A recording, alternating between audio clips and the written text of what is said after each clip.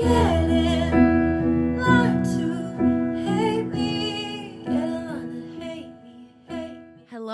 everybody. Welcome back to the Get in Line to Hate Me podcast. I'm Kirsten. And I'm Courtney. I realized that we didn't really say that much on the first couple ones, so I know.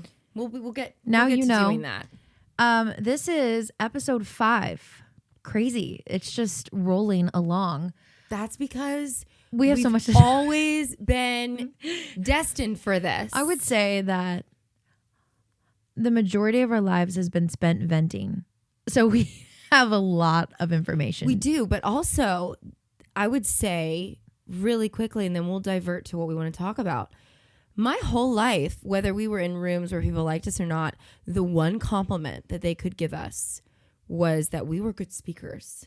Yeah. And that we had good voices for like podcasts. This has been a long time coming. Absolutely.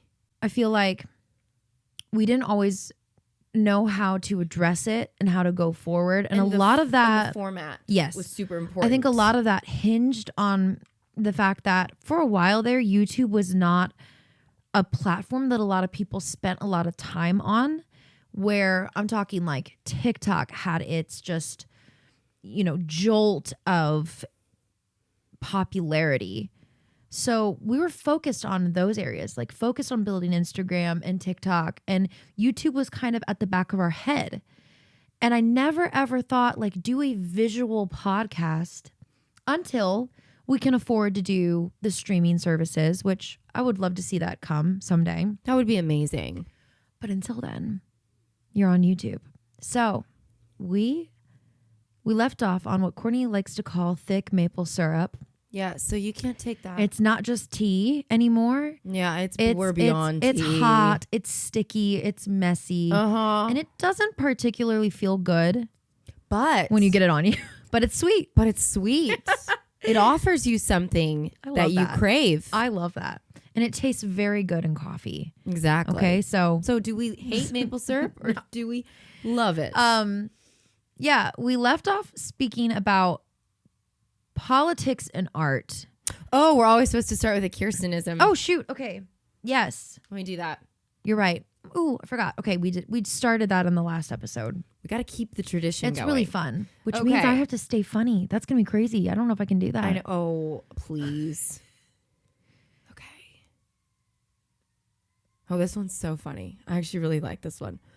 We're watching Fallout, that show on Prime Video. We have to lay the groundwork a little bit for this. What the show means. If you have not seen this show, we didn't watch it all the way through because it got a little crazy. But the start of it, it's very futuristic. It is post-apocalyptic, and this girl is wooed by this guy. Actually, not even wooed. They kind of just met, and they were like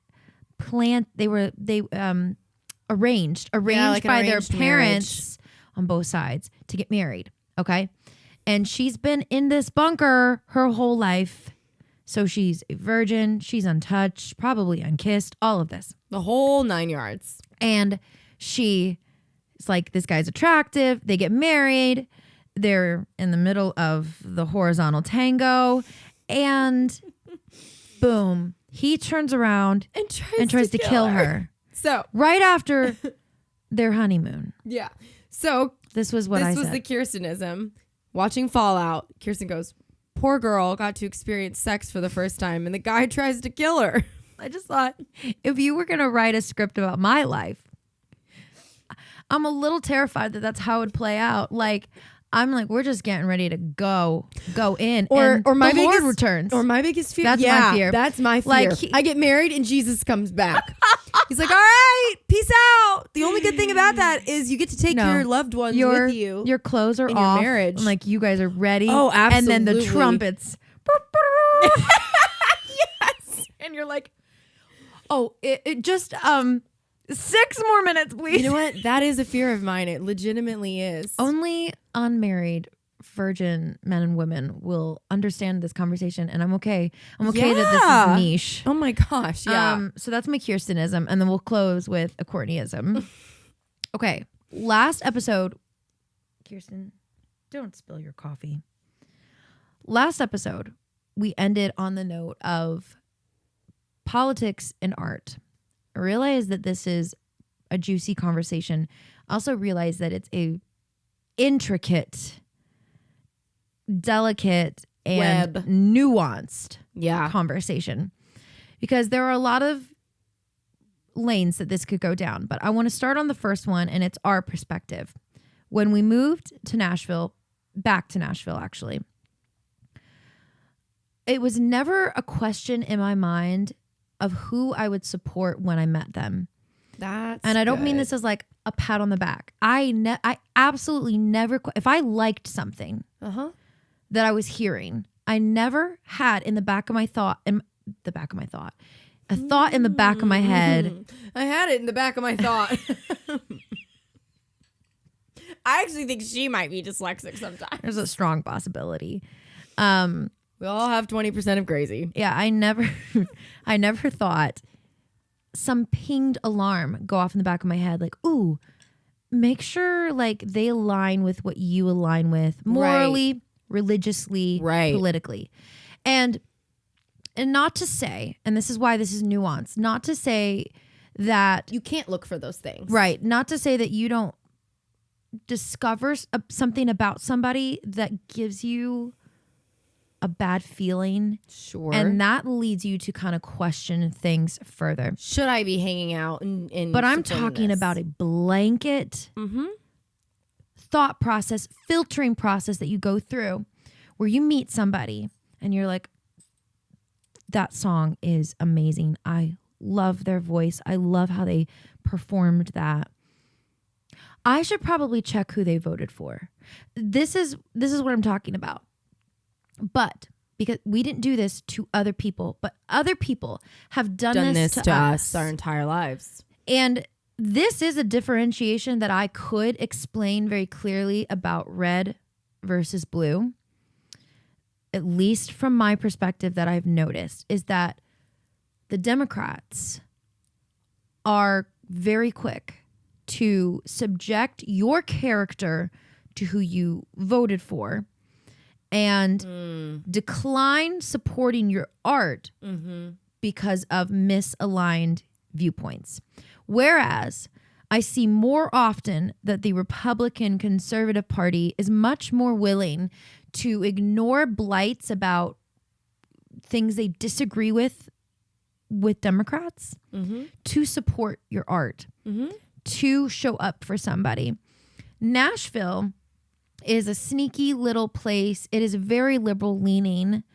And more often than not, I run into art that I like that is coming from somebody that I don't agree with. But I've never made it my mission to make sure I put them on the back burner and I'm like, I'm not going to support that song because I don't like who it came from. I'm not going to go to that writer's round because I don't agree with how they voted. That has absolutely never to do with hit art. my head. I personally just don't agree with taking that philosophy for appreciating art. I agree. There is a caveat, and we discussed this. Yes. For us, at least.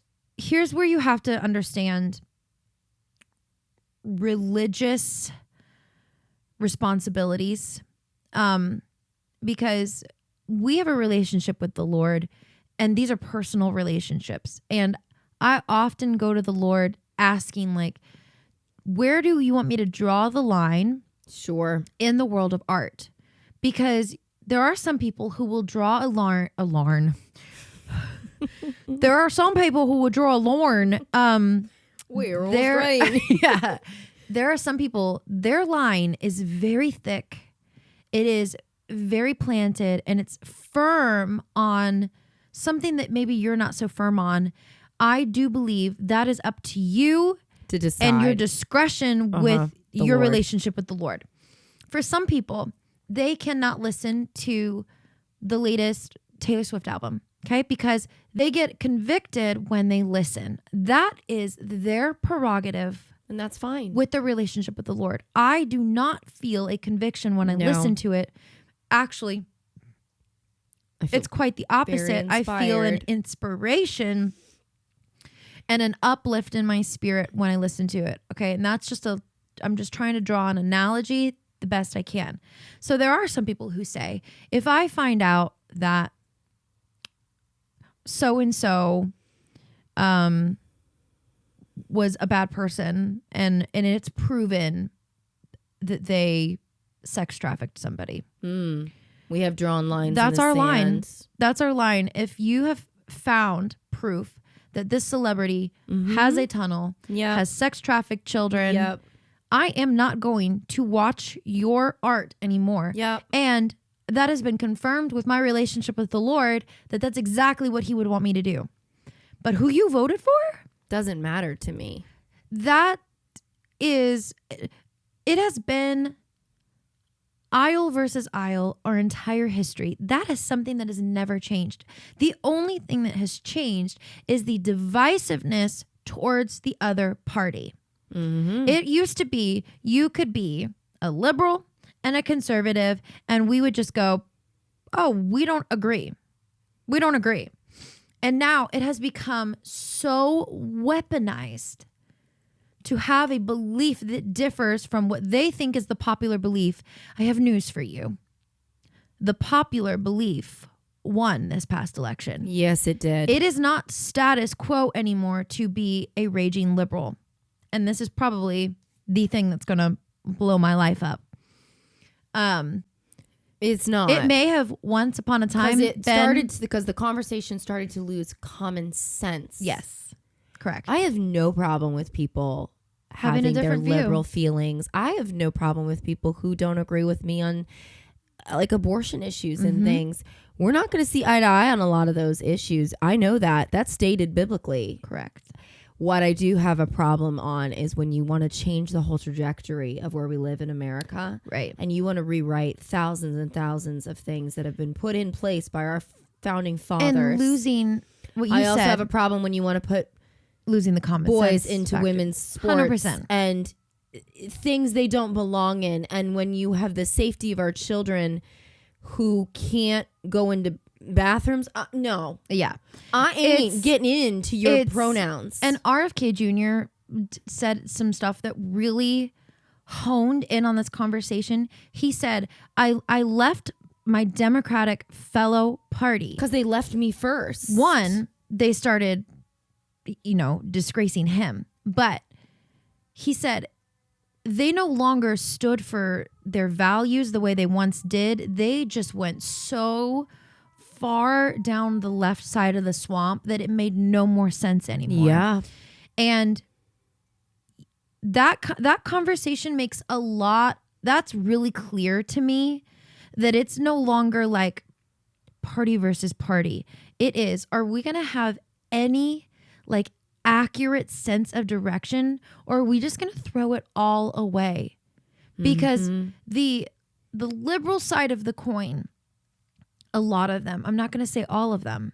No, because I have some and we have wonderful conversations. Exactly. And you know who you are. Exactly. If you watch this. But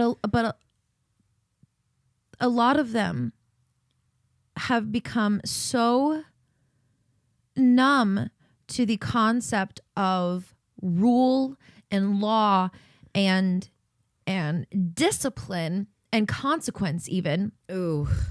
That if it hurts a feeling, if it, breaks down a boundary, if it rubs somebody the wrong way, then we have to get rid of it. And that is no longer acting inside of common sense. But I don't want to keep going on like a massive tangent. Right, sure. But that describes what we're trying to say. I have never once gone to see an artist, ever. And ripped apart their personal private lifestyles, their choices, and then gone before I digested their art. I mean, and I have been a part of these conversations, by the way. Yeah. I have heard them behind me, around me, in the presence of art, where somebody would literally say, I went and checked out their profile because I wanted to see what they stood for. Before just enjoying what you're in front of. I have a problem with that, and I'm gonna try to back this up with receipts. For years and years and years, we put artists on pedestals, and we never discussed their private, intimate life. Who, for example, can we think of? There were so many. I mean, everybody loved Elton John. Absolutely. Okay. Yeah. Okay. And obviously, that was it was not, a known thing he was you gay. don't talk, but that was But not to be talked about. It wasn't like the spark of conversation around Elton John. Elton John did not come up in conversation and somebody said, you know what I love about him? That he's gay. It came up how brilliant of an artist he was, how exceptional of a pianist he was. And we got to see him. How cool. His aura. Oh my goodness. His energy. Just like he was when he was young. Performing fire, electricity shooting off of that stage. That is what has been talked about for years with Elton John. Queen would have been another example. We weren't walking around saying Freddie Mercury died of AIDS. We were talking about the brilliance behind bringing orchestra and operatic ideas into a rock and roll field. Right? This is why I have a problem with this, because what you're going to do is you are going to bleed me dry in my intimate personal life when you should be bleeding dry everything I have to say about the world. Because what is life-changing about me partially is everything that we talk about. It is what I put into my art. Mm-hmm. And the way we say it like no one else could say it because we've lived it. But you then won't let your perspective and your world shift. Or your pride. Because you don't agree with me on everything. And see, that's what's crazy to me. And we... Also, sorry, I have to interrupt. I would argue that... Hold on, I got a backache anyway. Oh my gosh. There's a lot of people who have often spit this back into my face, and it's really funny. They would say something like, you call yourself a Christian. And what's funny to me is I have always done what Jesus has wanted me to do. I have loved people unconditionally without seeing their faults and their failures first, and been their friend, invited them in, never thought once, what do we differ on? Right. And all the narrative that's been set in stone in society now is all of a sudden it's okay to do it back reverse to us. Well, and it's but also... if we stand firm and plant our flag in the sand and we dare to say anything about how Christians should uphold their values, right, things from the Bible, built, that's in stone, that's concrete, and never waver. Oh, the backlash that we will receive. Right. Yet we were the ones who welcomed you in the first place. It's the... You want to talk about a double standard? Exactly. It's more than a double standard. It's the hypocritical essence that I chafe against, because and I'm not trying to make this an us versus you scenario, but it's kind of going to naturally sort of go there. But I think unfortunately society has already made it an us versus you. Yeah, that's true. We didn't do it. The reverse mentality here is that, let's say I could be in a debate with somebody, and this has happened to me in my life. Thankfully, I've gotten in debates with relatively respectable people. But let's say I got into a debate with somebody and we were talking about abortion. And this has happened. You get to a stalemate. One side disagrees with you and you disagree with them. And you can't really do much about it. Here is where things change. I have never demoralized somebody and taken their character and ripped it to shreds because I disagreed with them. But they have done that to me. I have been called every name in the book. I have been told I don't deserve life. I deserve to jump off of a bridge. It has been dicier conversation than that. And this is my beef with the party versus party situation we have right now, is the fact that we as a whole, as a collective in society, we have given the get out of jail free card for one side to have their unmitigated belief system. Mm-hmm. But that has not been turned over in response to the conservative Republican Party.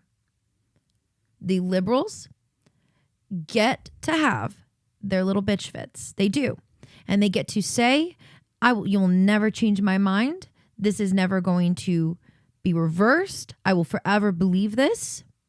Mm-hmm. And we look at them and go, got it. Like I can't change this, and I'm not going to try. There are a select few. Okay. And I will happily make this disclaimer. Obviously, in both parties, there are morons. Okay? Absolutely. In both parties, there's trash.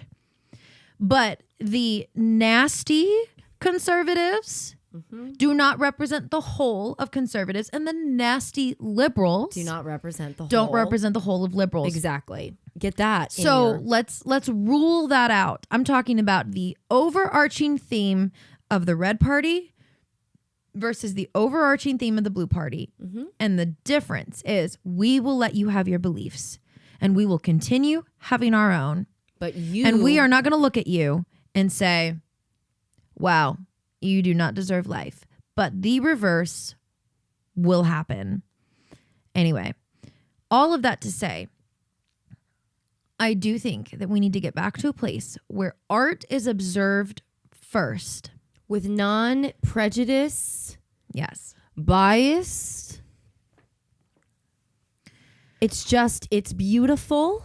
Let me I say love this. it Art is controversial in and of itself. right off the bat because it was birthed out of going against the grain. I want to say that That's massive. loud and clear. Art was not a seed from comfortability. Nobody ever was like, wow, today's a happy day. Wonder what happens if I throw paint on a canvas. No. Art is born from suffering. It is out of anguish. It is out of misunderstanding, out of misrepresentation. Sometimes out of madness. Out of mental illness. Ooh. Oof. We don't want to have that conversation. Basically, mentally ill people It own is art. controversial off the bat. And so, because it started there, it gained a reputation of pushing the envelope. What do we see? We often see how can we narrate this story in a way that's both physically controversial, mentally yes. controversial, whatever, societally controversial. There are times it doesn't need to be done, in my opinion. But there are times that the artist in me can go, That, who's a good example of that? I get why they did it. That new music video of Tate McRae's sports car was visually, physically, and even in a sexual sense. And musically, I would say. Creative. Yeah. I thought it was tasteful. I think it's very tastefully done. And it gets the message across without being vulgar. Yes. Very good. Yeah. There's so much vulgarity today. Yes. That people don't get chastised for. And they need to just cover the F up. It's vulgarity for the sake of just being that. It is not. There's no purpose. It's not vulgar for the sake of eliciting some kind of response or emotion. And I've seen things in my life where I was like, I understand the placement of that. I get why that was so. I get exactly why that was done. And then there are moments where I'm like, were you just bored? Well, her nipples and her crotch are almost completely out. This is doing it for the sake of doing it, not for the sake of art. Yeah. And we can also have that conversation because I do think there is a time and a a difference, place. not even a time and a place. There is a difference in doing something to just do it and doing something to elicit something. And I remember a Project Runway episode, and you refer to this all the time. Tom Gunn. He said, what a good man. Sexy sex appeal is this one part of your body, Your attributes. being the thing that's on display, and that is what truly classifies something sexy, and it's the height of sensuality to do it that way. Mm-hmm. Versus, let me show my legs, my ass, my nipples, everything about myself in one outfit. I will forever argue That is not that's sexy. distasteful. It's unattractive.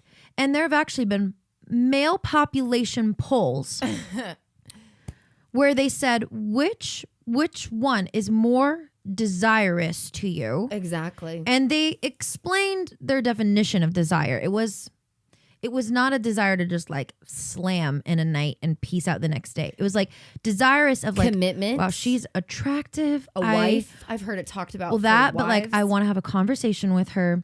There's a longevity of connection and it's not just wife. It's just a longer connecting point. It's a more deep, intimate connecting point versus I'd bang them and never talk to them again. And maybe I can find this, but the poll leaned towards like a girl in a tight jean and like a tank top versus a slutty little number and a tight jean and a high heel and a backless number. It just, that screamed something totally different than this. And I really do think this might be the next episode. We tend to do this. We tend to get to the end of it and it works itself. I don't know how we're doing that. I really do think we need to bring the art of sexuality back. I agree. And I really do The think right way. that some of you need a nice little firm talking to. Don't wear that. It is not attractive. These super short mini skirts where, God forbid, you sneeze, your whole hoo-ha is going to show. It's unnecessary. And I will tell you what, nobody needs to see your hoo-ha. It's unnecessary. Nobody.